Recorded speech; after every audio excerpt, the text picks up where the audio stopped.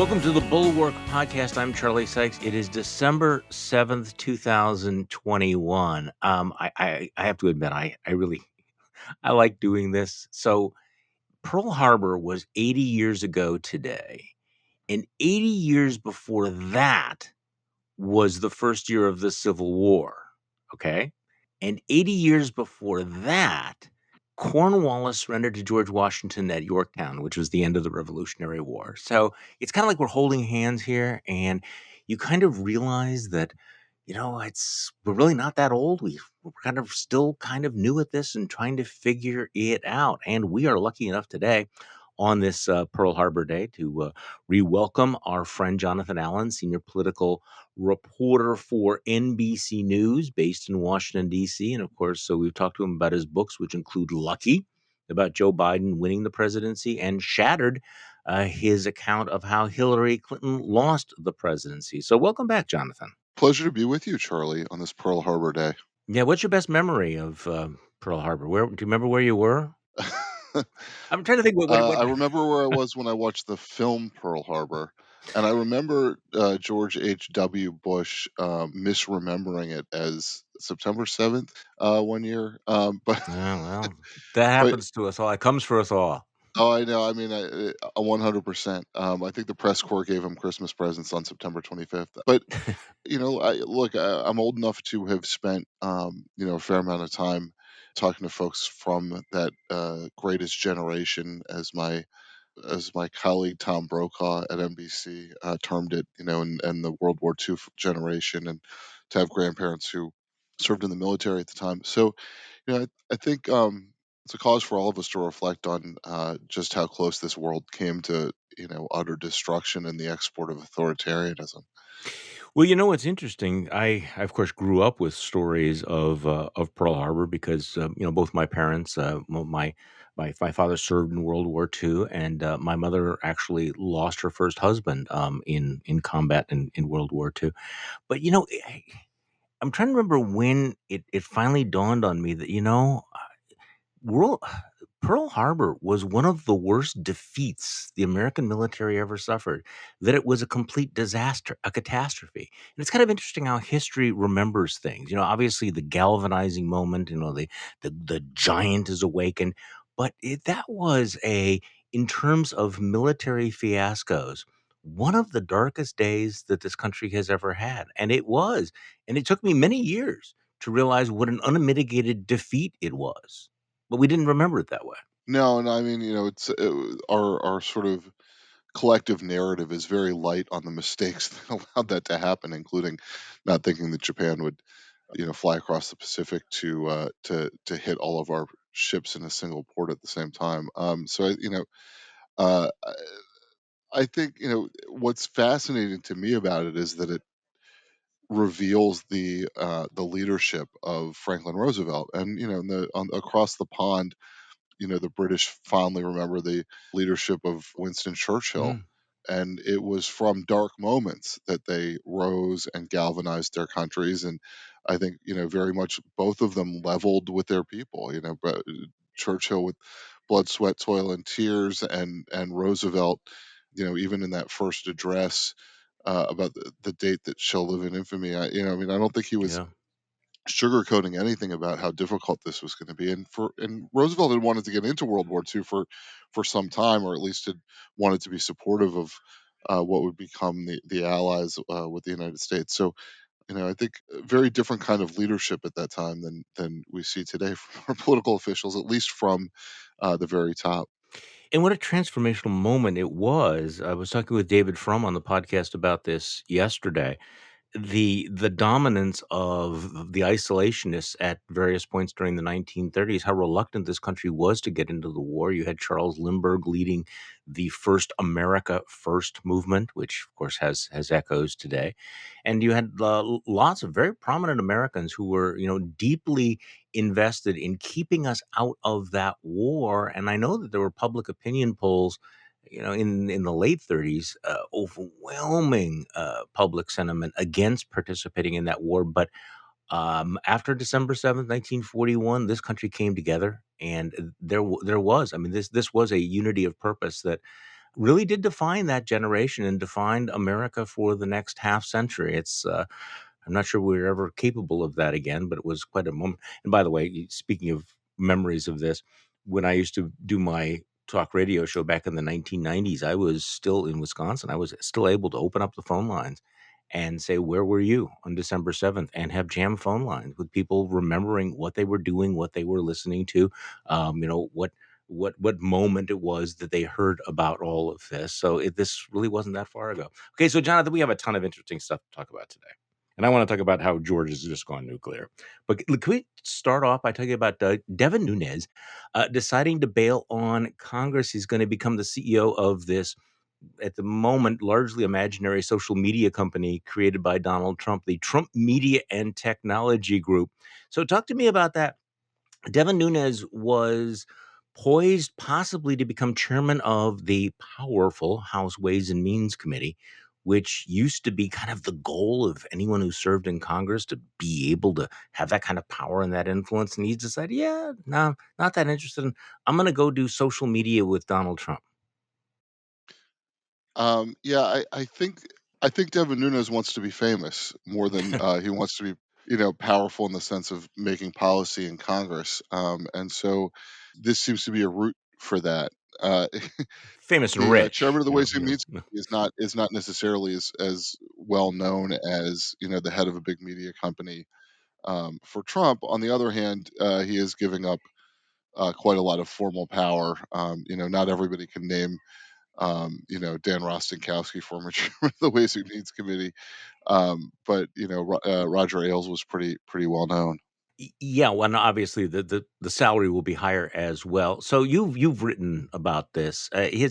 He had a solid Republican district, so he could pretty much count on being reelected. But there was a little bit of a question mark, right? Because you had a independent redistricting commission that's released some draft maps that would suggest that maybe he's not as solid as he would have been in the past.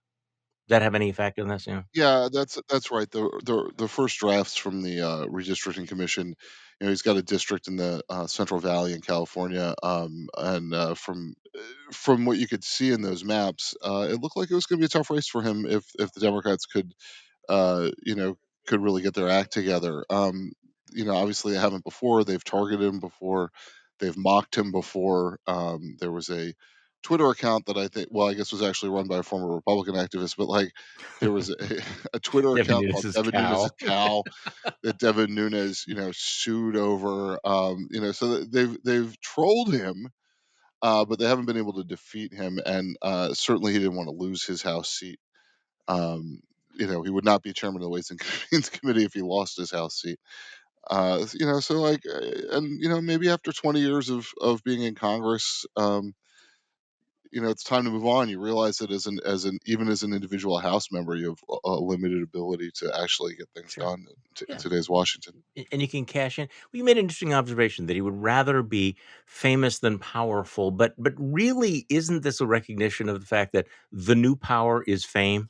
Is that right now that making the calculation, traditionally having the chairmanship, like House Ways and Means Committee, was power, but now being on Fox News or being, having your own social media company, that's where the real power is in American politics, isn't it?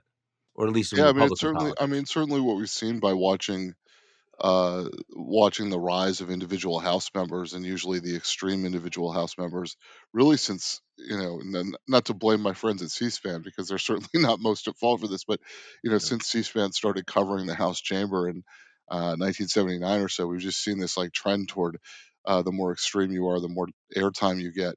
Not on C-SPAN, but on everywhere else, and yeah, it creates a form of power so that backbench members of Congress have an equal voice to political leadership, and sometimes a greater voice than the political leadership. In an environment like that, seniority doesn't matter much, and formal power doesn't matter much, and you can certainly be more recognizable. You can certainly be more wealthy, and you may be more powerful by being on the outside and having a big media platform.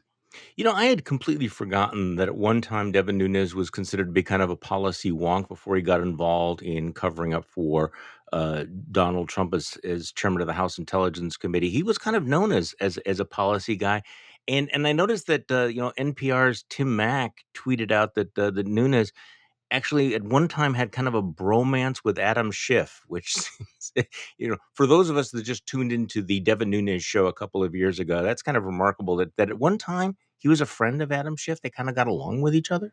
I mean, he was a moderate establishment Republican. Devin Nunes was. I know it's Yeah, it's hard to remember yeah. before President Trump, but I mean, he accused fellow Republicans of being lemmings for following the Tea Party and sort of extremism on the right, and then lo and behold, there's an opportunity to get close to Donald Trump, and Devin Nunes is no longer interested in being a moderate establishment Republican and becomes quite the opposite. So how does that happen? I know you've thought about this a lot. How does a guy go from being a reasonable, moderate, policy-oriented Republican to becoming a MAGA head? I mean, they don't actually hand out the red pills, right, in those conferences.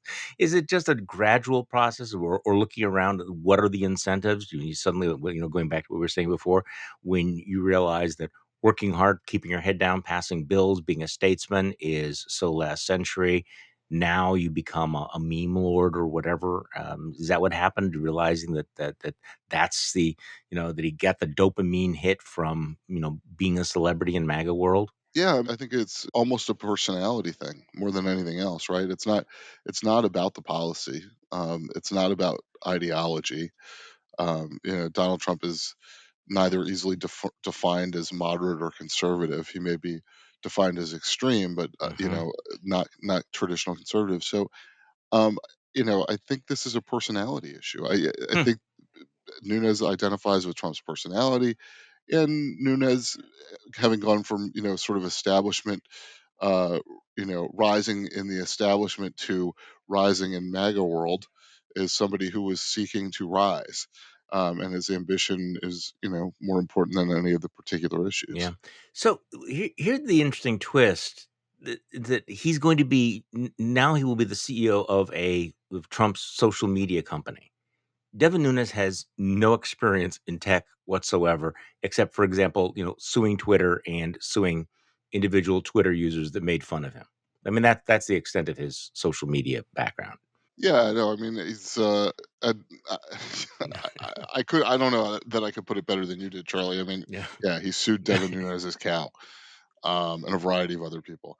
And so, yeah, there's no indication that he is an expert in social media, but he doesn't really have to be. I mean, what he has to be is a powerful ally for Trump, somebody who is, repeating Trump's mantras as much as possible, and who is, pushing other people to do the tech piece and, whatever format all of this Trump media conglomerate takes. It's his job to run herd on that. So let's. Okay, now he still has one lawsuit pending, right, against your employer, NBC Universal. Yeah, yeah, I haven't. He thinks Rachel Maddow smeared him, so he felt the need to file a what is undoubtedly a frivolous lawsuit there too. I believe I believe that's still alive. I haven't been paying super close Yeah, no. attention to it. All right, so let's talk about speaking of other political, really interesting political developments. The state of Georgia is obviously going to be kind of ground zero next year. Things have really gone nuclear with David Perdue getting into the governor's race. But let's start with Stacey Abrams running for governor a second time. So, what is her thinking? This came kind of as a surprise. She had been doing her thing. The conventional wisdom is that the political winds are shifting toward the Republicans. So she lost last time. That the environment is worse. So you've written about this. You've been in touch with Stacey Abrams' world. Why does she think that this time might be better than last time? There are really sort of cross-cutting trends that she sees. One is, of course, what you mentioned, which is the bad national environment for Democrats. But the other is a state of Georgia where you've seen an increase of 1.3 million people on the voter rolls since that 2018 race. You've seen a quarter of a million increase since 2020. 47% of the 1.3 million are people of color. I mean, Stacey Abrams sees an electorate that is younger, less white, more hospitable to Democrats, and as the proof point, you would see you know, a state that was, I think, 8 points for Romney in 2012, 5 points for Trump in 2016, about a point and a half for Brian Kemp against Stacey Abrams in 2018. And then, went for Biden by a whisker and went by Raphael Warnock for a whisker and went for John Ossoff by a whisker, Mm. within a couple of months at the end of 2020 and early 2021. So she sees that trend as, working against the national environment. Well, these are big numbers. I And mean, by the way, Charlie, I should say a trend that she created, yeah, right? I mean, she's the force for voter registration and turnout. Some of that is nonpartisan. The registration piece of it is nonpartisan. The turnout, often partisan. But she's been the engine for that in Georgia with her Fair Fight group. yeah. I'm usually kind of skeptical about campaign spin, but these numbers are pretty impressive. That the electorate is, as she told you or her people told you, far larger, younger, and less white than the one that handed her in the narrow defeat last time around. I mean, 1.3 million new registrations. That's an impressive number. 47% of them people of color, 31.6 black, 43% of them under 30 years old. Of course, the real challenge is getting those voters to actually vote. I mean, this is you it's one thing to register voters who are, should we say, somewhat more disengaged. But this has been the long-term challenge. Every time that I see a politician who's counting on the youth vote, I kind of roll my eyes because whatever the spin is, that's going to be a risky bet, right? Because young people just do not vote in the numbers that the pundits are always projecting they're going to vote. It's interesting. You're right about that, Charlie, and that's why I find Georgia to be fascinating, is because we've seen such an increase in voter participation in Georgia. Whatever it is Stacey Abrams is doing, it seems to be working. We saw an electorate that was, I think, roughly 4 million in 2018, become an electorate that was 5 million in Yeah. the runoff elections. They really are doing a pretty good job of getting new registrants to go out and vote. And, look, if I told you 5 years ago, or say 6 or 7 years ago, that Georgia was going to be more Democratic than Wisconsin, No. you know, you would have told me I was nuts, or even in line with it, right? I mean, so that this is, there's something that's changed on the ground there, and it's Abrams. Now, whether she can win in this bad environment, remains to be seen. And there's obviously going to be a pretty ugly Republican primary. I talked to a professor at University of Georgia, Charles Bullock, who said of the primary that it'll be the biggest bloodletting since Sherman went through Atlanta in 1864. So Well, I I want to think get there's a lot to be oh, seen in this race. well, I want to get to that in just a second. So you did ask them about the question of, the environment next year, Republicans making big gains in Virginia and New Jersey. So obviously she's seeing something different in Georgia, right? That that Yeah, that that this is not New Jersey, this is not Virginia. yeah, it's simply the diversity of the suburbs in Georgia. And really, when you're talking about the suburbs in Georgia, I mean, there are a couple other pockets, but really you're talking about Atlanta, Metro Atlanta.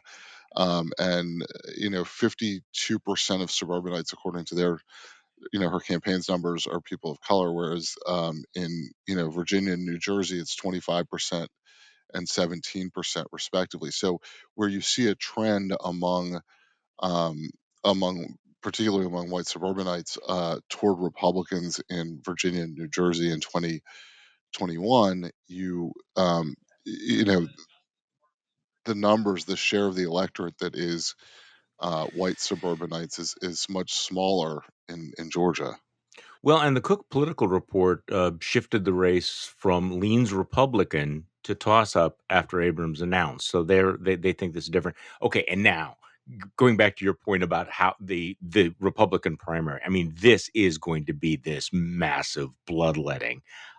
You have David Perdue, who lost his Senate seat, is now jumping in to the governor's race, challenging Brian Kemp. So Perdue loses to John Ossoff in the Senate runoff, and now he's running for governor.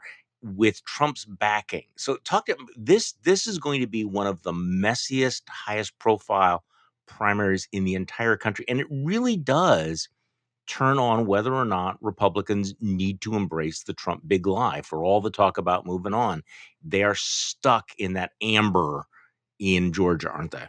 I mean, the only argument really for Republicans against Brian Kemp is that he didn't help Donald Trump overturn Georgia's electoral votes, right? That he refused to do that. So, it Yeah. really is about Trumpism, and it's about personality, and it's not about policies. And this is the point that Kemp's folks are making. They're like, look, the Georgia economy is doing well. They resisted lockdowns. In fact, Trump criticized Kemp in the early days of the pandemic for sort of resisting lockdown orders. But that made Kemp more conservative, I guess, or more Trumpy than Trump at the time. It really does come down to, are you willing to overturn an election, and how badly will voters punish you for refusing to do so? Well, what's so weird about this is get your take on this is so Purdue loses the Senate seat. He loses in large part because of Donald Trump spreading the big lie, suppressing the Republican vote, and yet somehow Purdue is thinking it's not his fault for losing himself. It's not Trump's fault. It's Brian Kemp's fault. I mean, it's kind of this weird upside down fantasy world that he's living in here. Yeah, I mean, my guess is that Purdue himself is not living in fantasy land, but is instead looking at national trends, the ones we were just talking about, and thinking there's a reasonably good chance that if he can win this primary, he can be the next governor of Georgia, and with Trump, and believes with Trump's endorsement that either Kemp will get out or that he will defeat Kemp. So what do you the other race, of course, in Georgia that everybody's going to be watching will be Herschel Walker running for the Senate seat held by Ralph Warnock. I mean, that this is it just strikes me that this is a very winnable year for Republicans in Georgia, and a year from now we may be looking back on this as a series of blown opportunities, putting up a really flawed Senate candidate and then ripping one another apart in the primary, which weakens them going into the general election. I mean, the Republican Party is it's got issues in Georgia, doesn't it? Oh, I mean, absolutely. And look, I mean, usually when people hear Herschel Walker's running, they get out of the way, right? Yeah, right. I Yeah, was pretty good at running down the yeah, running down the field and delivering shots as he did. That said, he's obviously an unproven political commodity. His background is, some of it is very public. I think some of it is not. We're starting to get stories about, um, you know, uh, uh, personal issues, and so you know, I don't know where the Georgia electorate is. I would say that this follows the Trump model very much, right? In terms of somebody who's famous for something other than politics, getting into politics and trying to ride that fame. And we've seen that work at times. We've seen people, astronauts tend to get elected, occasionally Hollywood sure. stars get elected. But we've also seen it fail spectacularly more times, I think, than we've seen it work. Yeah, how do you think Dr. Oz is gonna do in Pennsylvania? I don't know, but he's going to spend a lot of money. He may need to establish residence there, or may want to. Yeah, see, there's something about I mean, Dr. Oz obviously gonna get a lot of attention, but you kind of wonder whether or not the hype is going to play out, because I see that the Club for Growth is already running ads about the number of times he's contributed to Democrats, and let's face it, there's a guy with some very significant baggage as well in terms of the various frauds he's been involved. So not sure that he solved all the Republican problems in Pennsylvania either. So let's Yeah, look. no, I Yeah, mean, yeah, yeah. look, Go the, ahead.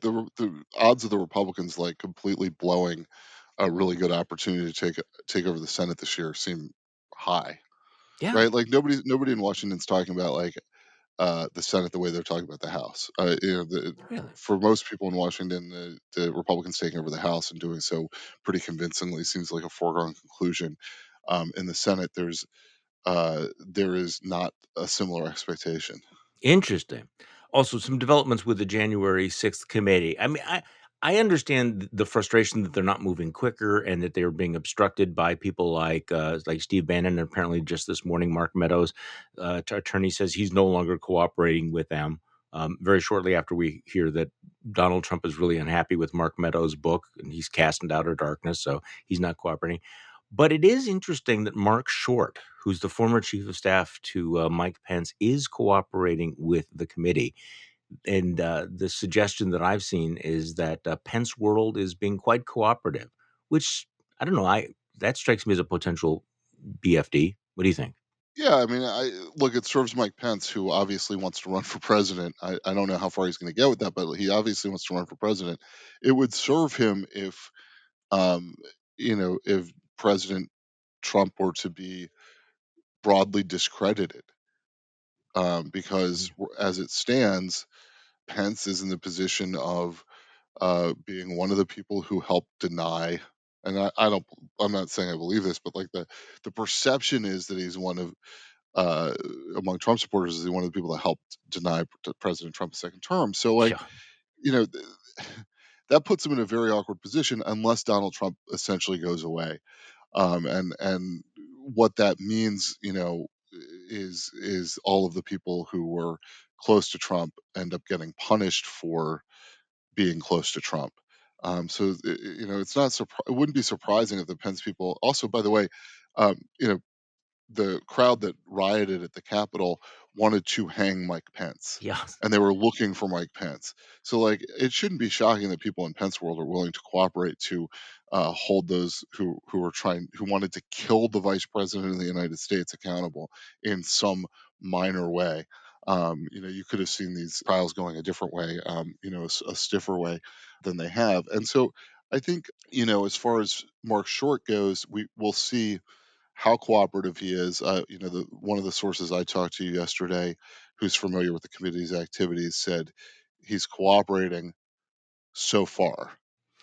Well, he went on, didn't he go on David Axelrod's podcast? And I thought he was pretty direct in pushing back against some of the comments that Trump had made, that it was completely, reasonable that people would say hang Mike Pence, right? I mean, he was counting the votes. So if Mark Short is doing podcasts with people like David Axelrod, that would kind of indicate that he's kind of ready to break with Trump world, or at least put some distance. Yeah, I mean, I think he's willing to break with Trump world. I think the other, but what remains to be seen is like who will throw under the bus and how, and what Yeah, information he actually has, and the degree to which it's valuable to the committee. And I mean, when people are come forward with things under subpoena, you got to check and see if any of it's sure. useful. At least that's what I'm told from my sources. So John Eastman says on Steve Bannon's podcast that he's going to assert his Fifth Amendment right against self-incrimination. His deposition scheduled for Wednesday. Longtime advisor Jason Miller has been ordered to appear for a deposition on Friday. Not guessing that Jason Miller is going to be cooperating. So at least they are moving there. I heard a report yesterday, and I think it was on NBC, that that the committee is planning, quite a lot of public hearings next year. That they will be having prime time public testimony. What do you know about that, if anything? I don't have any reporting on that myself, but I think they'd obviously like to do that. I mean, they want to turn public opinion. In order to turn public opinion, you have to have people on television being watched by the public. And in order to be able to do that, you have to do all these preliminary depositions so you know who's going to say what. And you know where the stories don't match up, and you know where the damning evidence is. Um, we saw this with impeachment twice. Really, the first time more than the second time. The second one was a little quicker through the process, but the first impeachment we saw a process like this where there were depositions behind closed doors, and then there was public testimony, and people can remember the State Department officials and Gordon Hmm. Hmm. Sondland and all those folks.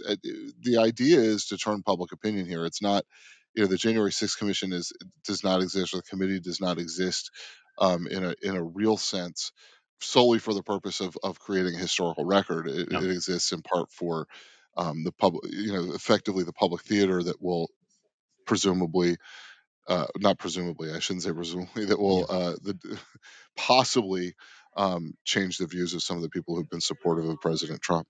Well, it's also clear that I think that they're going to have access to a great deal of information that we didn't, have earlier, including this long memo from National Guard Colonel yesterday, kind of a whistleblower, saying that senior generals in the Army were just flat out lying to Congress about what they did and what they said on January 6th. So you kind of, get a sense that there are going to be some cracks. There's some vulnerabilities in terms of covering up what's been going on. I mean, that report I thought was rather riveting to think that top officials of the National Guard who were on that phone call at 2:30 p.m. on the day of January 6th and heard these top generals saying they would recommend against immediate deployment of the National Guard, and then watch them turn around and say, "No, no, no, we never said that." So, there's some dirty laundry that's going to be aired, and I'm guessing that that's the kind of thing that you will be seeing in public testimony.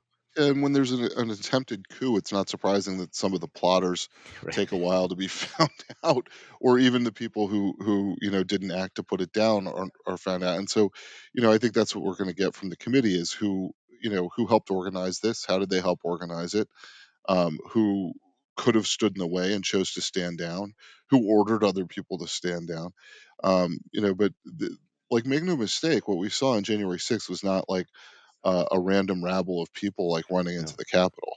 No. So let's talk about Bob Dole for a moment. I think it's interesting that your father, your dad, was a former reporter with UPI who covered Bob Dole. So you have Allen family, multiple generations covering politics. Yeah, yeah. I like to describe it like being a bricklayer's son. I have one skill in life, and it's the one I got from my dad. Yeah, it's pretty much my story too, I'm afraid. So your dad, Ira Allen, did cover Bob Dole. He did cover Bob Dole. He flew with him on campaign flights. He covered him in the Senate.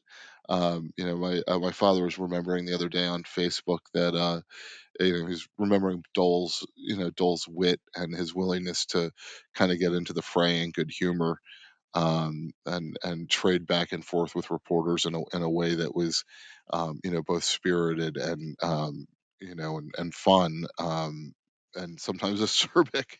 But yeah, I think my dad, certainly respected Dole, as a serious leader, and like look, we have no farther to look than things like, the McGovern Dole Food Stamp Act to see the ability of past political leaders to get along with each other for priorities for the country and not savage each other, and the abyss of slippery slopes where they they always say, if I give an inch, I'm going to have to give a mile. Right. In the old days they said, look, we got a lot of excess food being produced by farmers, and we have a lot of people in cities who need the food, like maybe we could figure out how to get this going, and then maybe we could export it to the world. And so I think Dole was a different kind of leader, and one, to bring it full circle, and I'm sure this is what you're intending to do, going back to that World War II generation, somebody who Yeah. sacrificed a lot, somebody who loved his country, and somebody, who gave, this is something my father said, sort of gave the benefit of the doubt,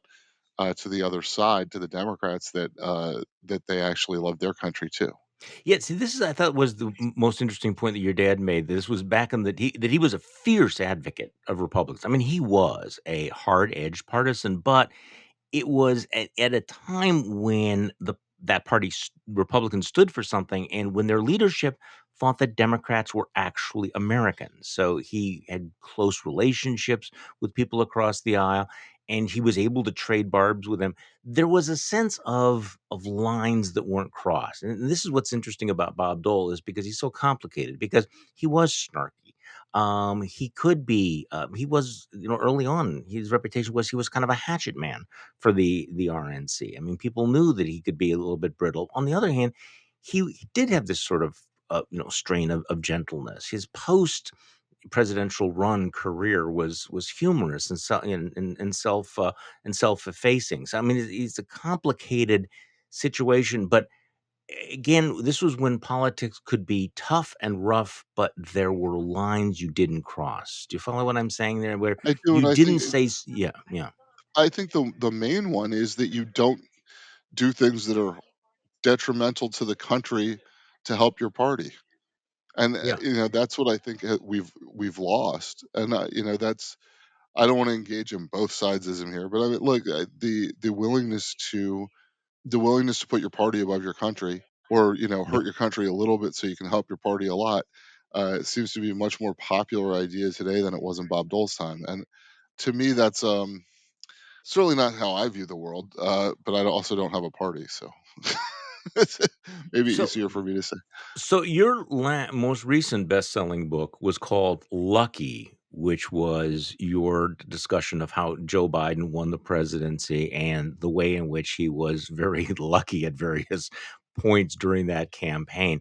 I was interested in getting your take now that we're talking in December 2021 because, well, I ask you, did Joe Biden's luck run out in 2021?